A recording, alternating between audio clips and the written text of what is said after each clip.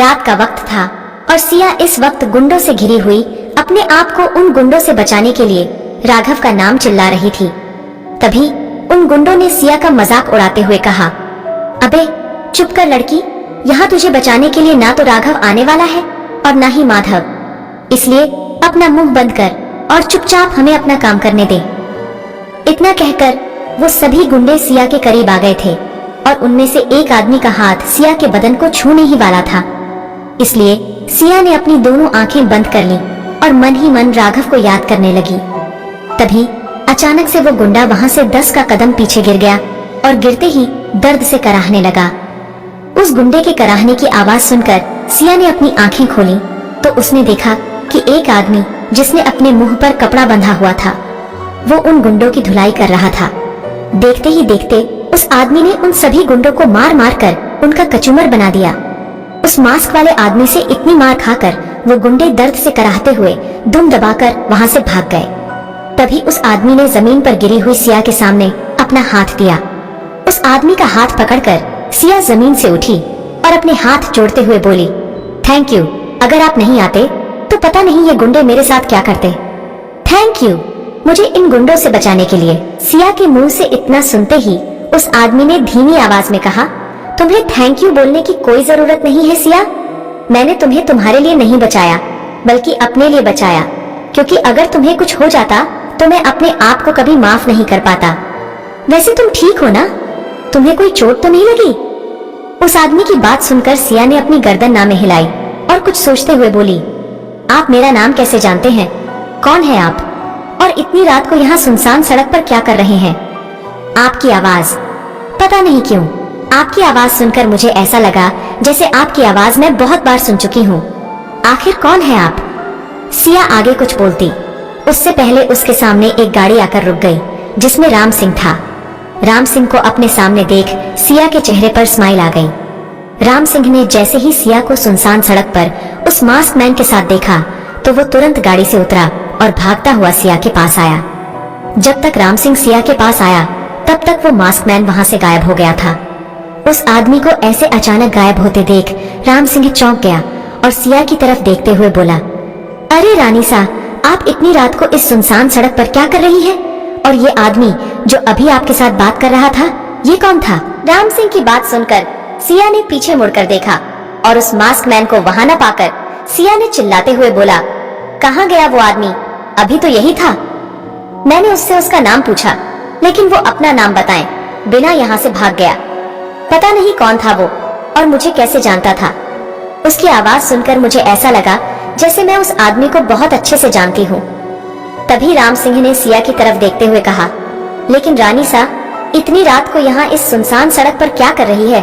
और ये कैसी हालत बना रखी है आपने अपनी? आपके बाल खुले हुए हैं और आपके माथे पर इतना पसीना कैसे? तभी सिया ने राम सिंह पर चिल्लाते हुए कहा, एक तो इतनी रात को मुझे अकेला छोड़कर चले गए और ऊपर से मुझे कह रहे हो कि मैं इतनी रात को सुनसान सड़क पर अकेली क्या कर रही हूँ?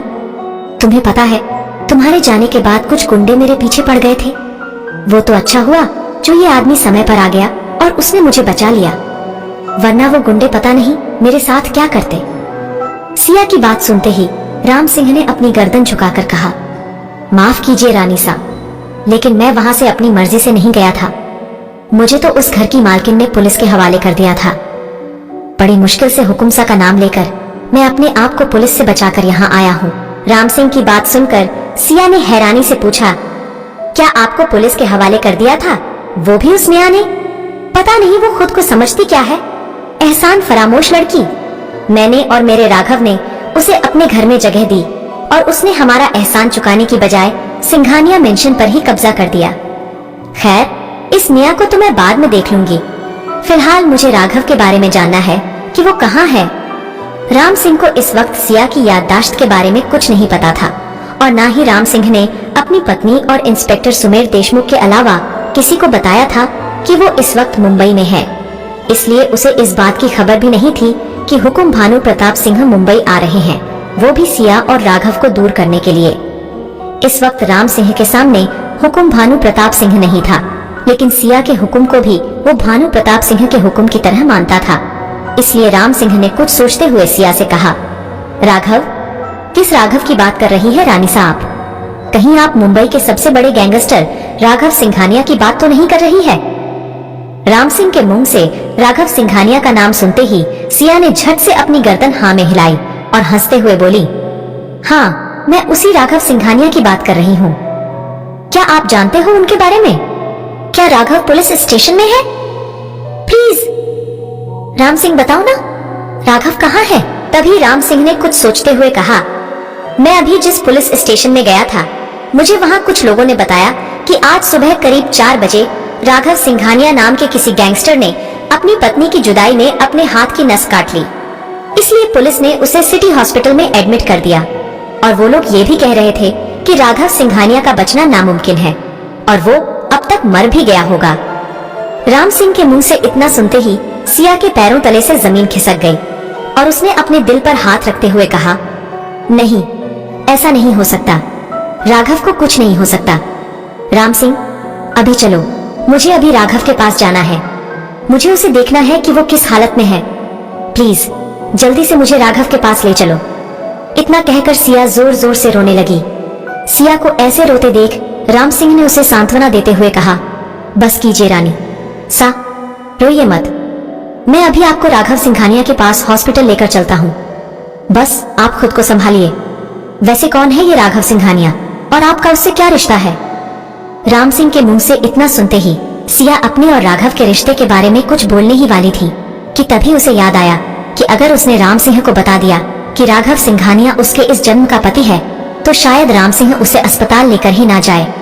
इसलिए सिया ने राम सिंह से झूठ बोलते हुए कहा, राघव सिंघानिया मेरा बहुत अच्छा दोस्त है। मेरा दोस्त इतनी बड़ी मुसीबत में है तो मैं उसे अकेला कैसे छोड़ सकती हूँ। इतना सुनते ही राम सिंह ने झट से अपनी गाड़ी स्टार्ट की और सिया को अपने साथ बिठाकर सिटी हॉस्पिटल की तरफ निकल पड़ा। सिटी हॉस्पिटल के सामने गाड़ी रुकते ही सिया तुरंत गाड़ी से उतरी और दौड़ती हुई हॉस्पिटल के गेट पर आ गई। लेकिन हॉस्पिटल के बाहर बैठे सिक्योरिटी गार्ड ने उसे अंदर जाने से मना कर दिया। तभी सिया ने उस सिक्योरिटी गार्ड के आगे हाथ जोड़ते हुए कहा, प्लीज भैया, मुझे अंदर जाने दीजिए। मुझे राघव से मिलना है। पता नहीं मेरा राघव किस हाल में होगा। कितने दिन हो गए उसे देखे।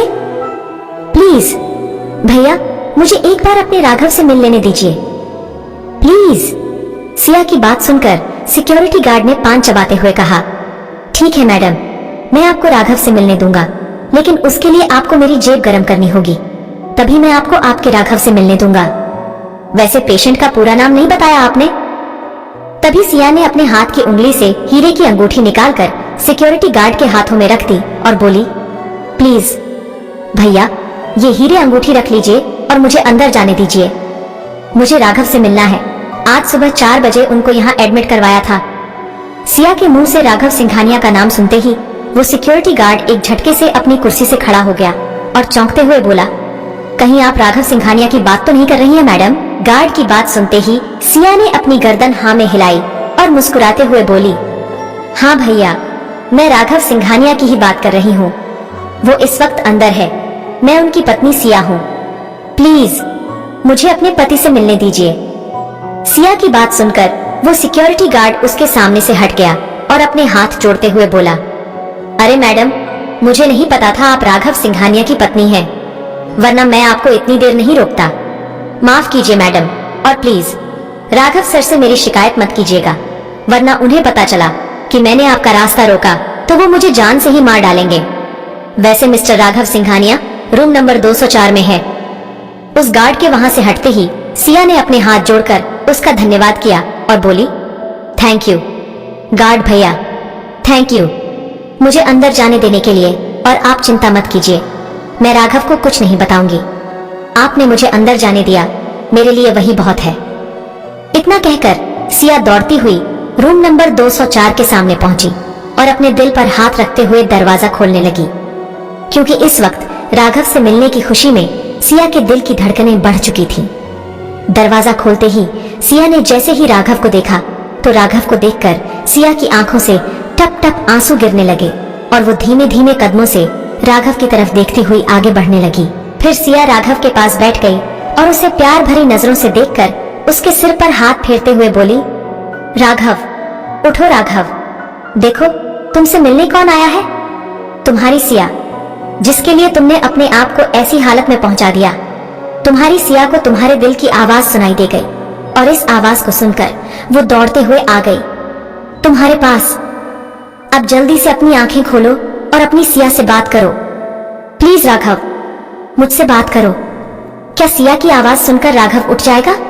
क्या एक बार फिर सिया और राघव मिल जाएंगे, या फिर नेहा और भानु प्रताप सिंह चल देंगे अपनी चाल? जानने के लिए सुनते रहिए secret of devil only on pocket FM।